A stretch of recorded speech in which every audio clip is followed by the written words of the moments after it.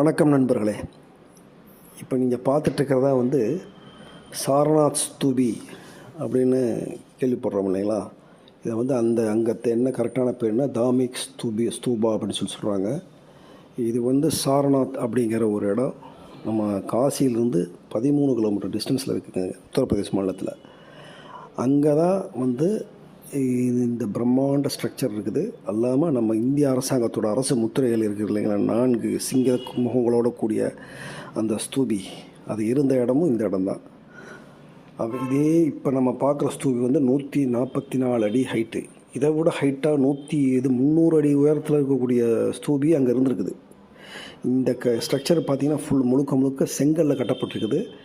இது உயரம் 144 அடி. இதனுடைய டயா பார்த்திங்கன்னா 92 அடி.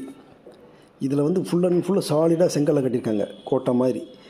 இந்த இடத்தோட இம்பார்ட்டன்ஸ் என்னென்னு கேட்டிங்கன்னா, இங்கே தான் கௌதம புத்தர் 2300 ஆண்டுகளுக்கு முன்பு அவர் முதல்ல அந்த புத்தம் சரணம் கச்சாமி, சங்கம் சரணம் கச்சாமி அப்படின்னு சொல்லக்கூடிய அந்த அவருடைய 5 பிரதான சீடர்களுக்கு நிர்வாணம் அப்படிங்கிறத வெளிப்படுத்தினவர்.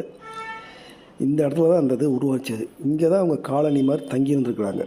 எல்லா ஆயிரக்கணக்கான புத்த பிட்சுகள் இங்கே தங்கியிருந்ததுக்கான ஆதாரங்கள் யுவான் சுவாங், சீன பயணி யுவான் சுவாங்களுடைய குறிப்பில் அந்த காலனி தான் இது இப்போ நம்ம பார்க்கலாம்.